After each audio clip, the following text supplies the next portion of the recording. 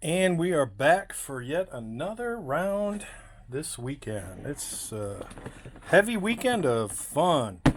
I picked this up I'm going to say this fall will be at least a year, maybe 2 years ago. I'm going to have to look back. It was on sale big time when I picked it up.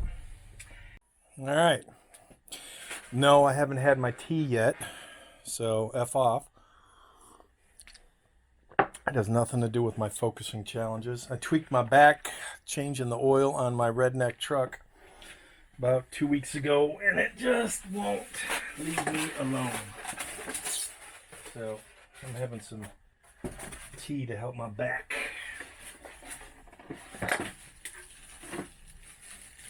So I've never used this thing.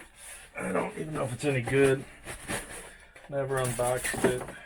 The only thing I did was I opened it up because I took out the pins because I used the pins for another project.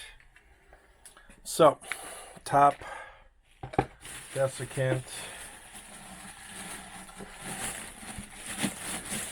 the container for the wet media, and the base. So I have run out of room on my bench. If I strike it rich, one of these days I'll buy multiple benches, and then I'll dedicate a bench for reloading, a bench for cleaning, a bench for casting, and it's also diabetic dark chocolate night. So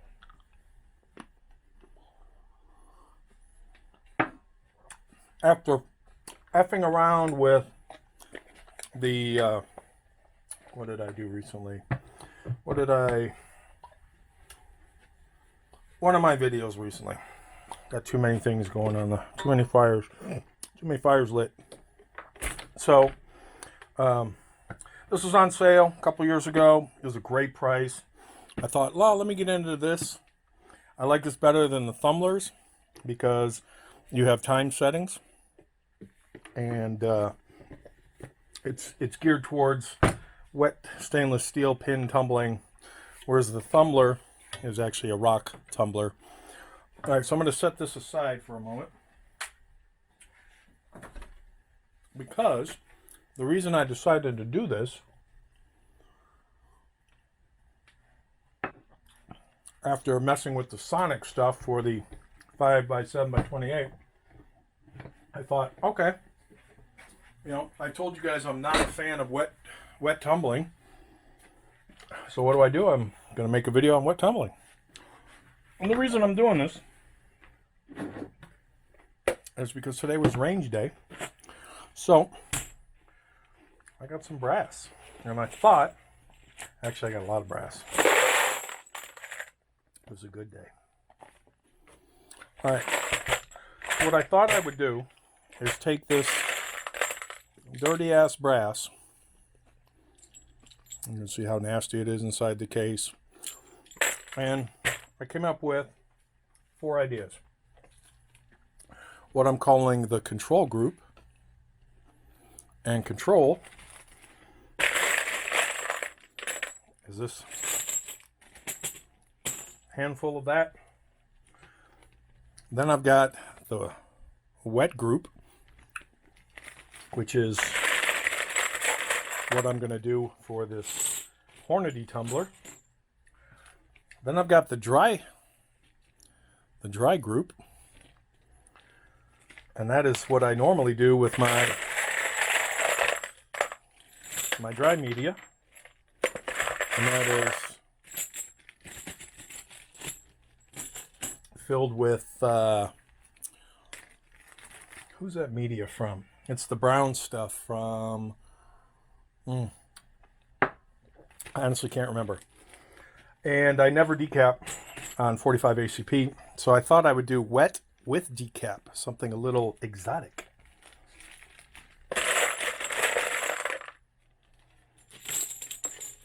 So that the idea behind this process is to, one, show from the control group how much better dry tumbling is, which will get it nice and shiny, But how much better wet tumbling supposedly is for getting the inside clean. And since I never deprime, that might be a small primer, so that's not going to hang around. We'll see the difference in wet versus dry. And then I thought, you know, for all these bench fuckers who want ultra whatever control, I will pop. So on these, I will decap, and I will also I will also stainless steel tumble. So this should be the ultimate in clean, the wet decap. So if I was to shoot match, and we shot 9mm today too, and I got a story about this, so I'll put these aside because I think it's pretty funny. In fact, I just ordered 1,000 heads, 1,000 bullets for 9mm, copper plated. So we'll break these into the respective groups, and what I'll do is I'll take another handful probably off screen so that we've got equal amounts of each, so that when you put them next to each other, it's kind of obvious what's going on, and maybe I'll weigh them out. That'll make it super fair. So step one is I'll put these all in control groups. I'll divvy it up, and then I'll have my dry tumbler going, and then I will set up the wet tumbler, the Hornady tumbler, for the first time. In fact, I'm going to read the directions. I've never read the directions, so I have no idea what it actually says in terms of process. I've got everything I need. Oh, my back hurts when I bend down. So I've got my Lemmy Shine. So it'll be warm water, Lemmy Shine, and some stainless steel pins. And I have shiny pins. Oh, my back is fucked up. And I have dull pins. So I'll see which pin I'm going to use. I have no idea. Don't really care. But the only difference in the pin is, one's shiny, one's dull. So I will start dry tumbling. Maybe turn it off when I'm talking so you don't hear the noise of the dry tumbler, or maybe start it and you'll hear it and then turn it off. So I will start dry tumbling. Obviously leave the control group alone while the dry is tumbling. And I normally dry tumble for roughly an hour and a half, 2 hours on my 45 ACP. Then I will, while I'm wet tumbling my control group, I will decap the group that's going to be wet decap, so that when the wet control group is finished, I will start with the wet decap. And my initial target is I'm going to do an hour. I was thinking 30 minutes to an hour. Since there's nothing to worry about in terms of, a coating getting lost like in the 5x7, because I had folks recommend no longer than 20 minutes on ultrasonic, and I did, 3 30-minute sessions with all my stuff. So you'll have those control groups, and then we'll see what wet stainless looks like. Again, I'm just not a fan of the mess of wet when it comes to cleaning brass for my purposes, because of what I do and what I shoot, and the fact that I'm just punching holes in paper and happy when I hit the target.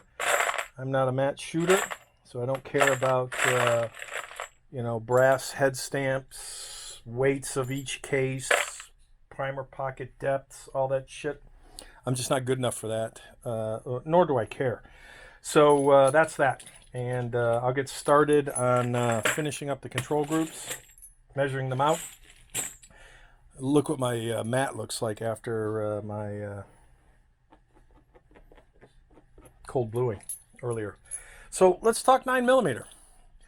I've always loaded 9mm, but I purchased 9mm when it's between 16 and 21 cents a round.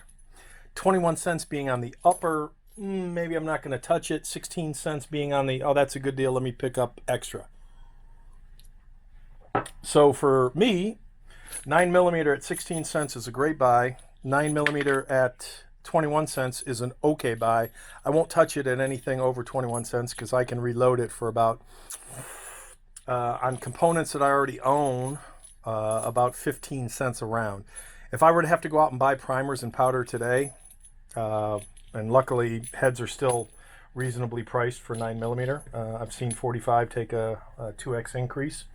So 9mm to reload yesteryear, so pre-COVID, just wasn't worth the effort when you can get it for 16 cents. So why spend the time reloading for 15 cents a round when for a penny more you could buy commercial, which gives you then more brass. So there's upside to both. Well, I was online following some links, and our wonderful friends at CTD, cheaper than a kind of earth. So I'm not calling them out by name, but those of you in the know exactly who I'm talking about. And as of yesterday, which was, what is today? Today is September something. September, I can't remember today's date. Middle of September, September 16th, whatever Saturday, middle of September is. That's today. So our friends online at CTD are charging $1,000. Actually, I take that back. It's not $1,000. $999 for loose case, which means cheap as shit, 9mm. So open box, you open a cardboard box, there's 500 loose rounds like this in there, and it's $999.99 plus shipping and handling and tax. So tax on $1,000 is $100. Shipping, probably $20, 15, $20. So do the math. 1,000 rounds would cost you $2,000. That's $2 a bullet plus tax. So you're at $2,200 plus shipping. I'll still say it at $20. So $2,220, which is not possible because our friends at CTD are only allowing one box to be purchased. So they're only allowing 500 rounds at $1,000. Again, $2 a bullet. That's what I was reloading my 416 Barrett for. $2 a bullet. Powder, primer, and brass. And that's first time purchase. Actually, no, second time. If I had to purchase the brass, and I would always buy used brass, so somebody else's brass. I never bought it. Well, I can't say never. I have bought it brand new in terms of commercial ammo. But once it's shot, reused brass for 416 was $2 a round. When you're paying $2 a round to shoot 9mm, what the fuck? That's pretty messed up. So, people used to joke, why do you waste the time reloading 9mm? Well, at $2 a bullet, when you can reload for 15 cents, that's why you reload 9mm. So, y'all can stop laughing at folks who reload 9mm, 380, and such, because right now with all the craziness going on, that's ridiculously expensive and quite unfortunate. So sorry for the rant and the getting sidetracked, which has nothing to do with what we're going to do with wet tumbling, but I just thought it was interesting because it's all part of the whole reloading process and my journey. So, all right, I'm going to do the wet. I'm going to do the 4 control groups and divvy them up, and then I'll probably come back and start another video on what I'm doing with the wet tumbling. Back later. Here's what I decided. I have the smallest group is the control. I have another small group is the dry. The largest group is the wet, because that's actually the whole point of this. And then the second largest is the wet decap. So I will start my dry.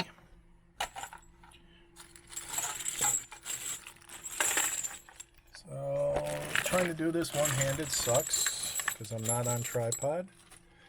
All right, so there is my dry. I actually do keep my tumbler on my bench.